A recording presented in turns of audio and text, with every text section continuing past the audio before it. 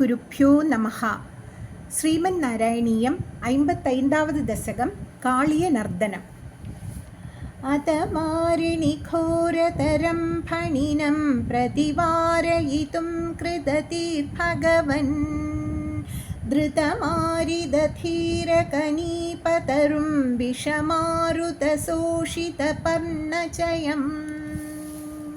55வது தசகத்தில் பட்டதிரி காளிய மர்தனத்தை விவரிக்கிறார். அதில் 1வது ஸ்லோகத்தில் கிருஷ்ணன் காளியனை தடுக்க எண்ணம் கொள்ளுதல் இதை பற்றி வர்ணிக்கிறார் பட்டதிரி. அவர் குருவாயூரப்பனை பார்த்து சொல்கிறார், ஓ குருவாயூரப்பா, நீ யமுனை நீரில் இருந்த கொடிய விஷம் கொண்ட காளியனை அங்கிருந்து விரட்ட முடிவு செய்தாய். இதனால் கரையில் இருந்த விஷக்காற்றால் உலர்ந்து போன இலைகள் நிரம்பிய கதம்ப மரத்தின் மீது விரைவாக ஏறினாய் அல்லவா குருவாயூரப்பான்னு பட்டதிரி குருவாயூரப்பனை பார்த்து சொல்கிறார். அதிருஹ்ய பதாம் புருஹேண சதம் நவபல்லவதுல்யமனோஜ்ஞருச்சா ஹிருதமாரிணி தூரதரம் யபத பரிகூர்ணிதகோரதரங்ககணே. இந்த 2வது ஸ்லோகத்தில் கிருஷ்ணர் மடுவில் குதிக்கிறத வர்ணிக்கிறார் பட்டதிரி.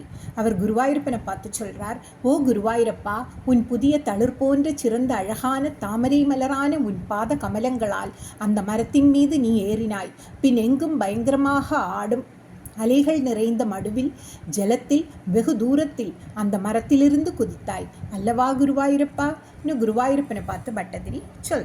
भुवनत्रयभारभृतो भवतो गुरुभारविकम्बि विजृम्भि जला परिमज्जयति स्म तनुशतकं तडिनी जडिदी स्फुटघोषवती. இந்த 3வது ஸ்லோகத்தில் பட்டதிரி குருவாயூரப்பனை பார்த்து சொல்கிறார், ஓ குருவாயூரப்பா, 3 உலகங்களை தாங்கும் உன்னுடைய சுமை தாங்க முடியாமல் யமுனை ஆறு கலங்கியது. அப்போது ஜலம் உயரே எழுந்து பேர் இறைச்சலுடன் 100 வில்லிடை தூரம் கரையை மூழ்கடித்தாய் அல்லவா குருவாயூரப்பா? குருவாயூரப்பனை பார்த்து பட்டதிரி சொல். अथ दिक्षु विदिक्षु परिक्षु विद प्रमितोधरवारिनिनादभरै उतकादुदकादुरकादिपदिस्त्वदुपान्दमशान्तरुषान्तमना. இந்த 4வது ஸ்லோகத்தில் காளியனின் கோபத்தை விவரிக்கிறார் பட்டதிரி.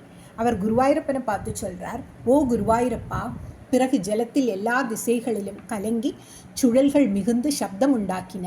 இந்த சப்தத்தை கேட்ட விவேகமில்லாதவனான காளியன் கோபம் கொண்டு ஜலத்திலிருந்து கிளம்பி உன் அருகில் வந்தான் இல்லையா குருவாயூரப்பா?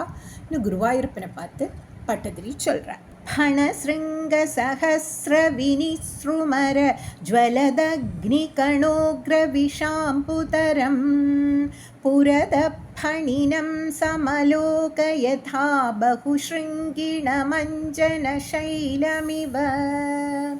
இந்த 5வது ஸ்லோகத்தில் பட்டதிரி குருவாயூரப்பனை பார்த்து சொல்கிறார், ஓ குருவாயூரப்பா, 1000 படங்கள் உள்ள நுனியில் தீப்பொறிகள் பறக்கக்கூடிய விஷத்துடன் பல கொடிமுடிகளை உடைய பயங்கரமாக தோன்றும் காளியனை நீ உன் எதிரில் கண்டாய் அல்லவா குருவாயூரப்பா? குருவாயூரப்பனை பார்த்து பட்டதிரி சொல்கிறார். ज्वलदक्षि परिक्षरदुग्र विष स्वशनोष्म परप्स महाभुजग परिदश्य भवन्तमनन्दफलं समवेष्टयदस्फुटचेष्टमहो. இந்த 6வது ஸ்லோகத்தில் காளியன் கிருஷ்ணனை சுட்டிக்கிறத பற்றி வர்ணிக்கிறார் பட்டதிரி. அவர் குருவாயூரப்பனை பார்த்து சொல்கிறார், ஓ குருவாயூரப்பா, அந்த காளியன் தீ போல ஜொலிக்கும் கண்கள் போன்ற கொடிய விஷத்தால் வெப்பம் வீசும் காற்றுடன் மிகவும் வலிமையுள்ள உன்னை கடித்தான். ஆனால் நீ அசையாமல் இருப்பதை கண்ட அந்த காளியன் உன்னை இறுகச் சுற்றி கொண்டான் அல்லவா குருவாயூரப்பா? குருவாயூரப்பனை பார்த்து பட்டதிரி சொல். அவிலோக்ய பவந்த மதாகுலிதே தடகாமினி பாலகதேனுகணே விருஜகேஹதலேப்ய நிமித்தஷதம் சமுதீக்ஷ்ய கதாயமுனாம் பசுபாஹ. இந்த 7வது ஸ்லோகத்தில் பட்டதிரி சொல்கிறார், ஓ குருவாயூரப்பா, பின் யமுனையின் கரையில் இருந்த கோபகுமாரர்கள் உன்னை காணாமல் மிகவும் வருந்தினார்கள். பசுக்களும் வருந்தின. அதே நேரத்தில் கோகுலத்தில் பல தீய சகுனங்கள் கண்ட கோபர்கள் அனைவரும் யமுனைக்கு வந்தார்கள் அல்லவா குருவாயூரப்பா?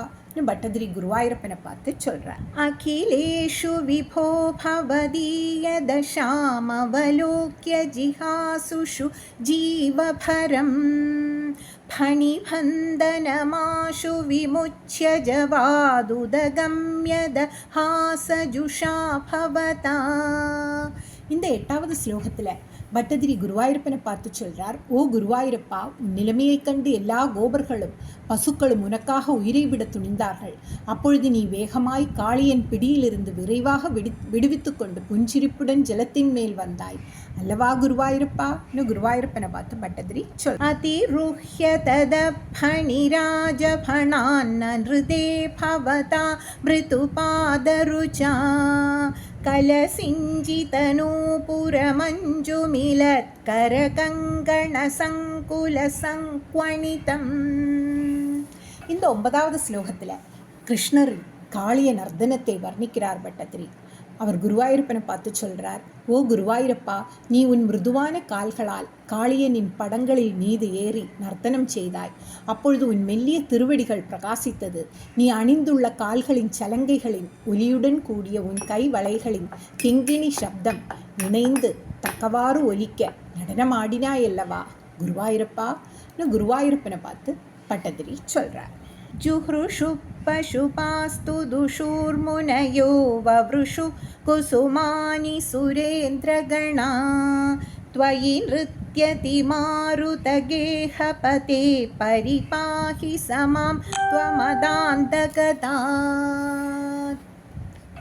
இந்த 10வது ஸ்லோகத்தில் பட்டதிரி குருவாயூரப்பனை பார்த்து சொல்றார், ஓ குருவாயூரப்பா, அப்பொழுது நீ காளியனின் படங்களின் மீது ஏறு நின்று நடனம் செய்த பொழுது இதை கண்ட கோபர்கள் மகிழ்ந்தார்கள். முனிவர்கள் ஆனந்தம் கொண்டார்கள். இந்திரன் முதலிய தேவர்கள் உன் மீது புஷ்பம் மாறி பொழிந்தார்கள். இத்தகைய நீயே என்னை வியாதியிலிருந்து காப்பாற்ற வேண்டும் என்று பட்டதிரி பிரார்த்திக்கிறார். அப்படியே நாமும் குருவாயூரப்பனுடைய தாமரை போன்ற திருவடிகளில் நாமும் பிரார்த்திப்போம்.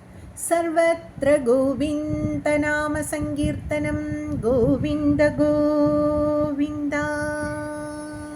பகவான் கிருஷ்ணருடைய காளிய நர்த்தனம் நினைவுக்கு வரும்பொழுது ஊத்துக்காடு கவியின் காளிய நர்த்தனம் தில்லானா தான் ஞாபகத்துக்கு வருகிறது.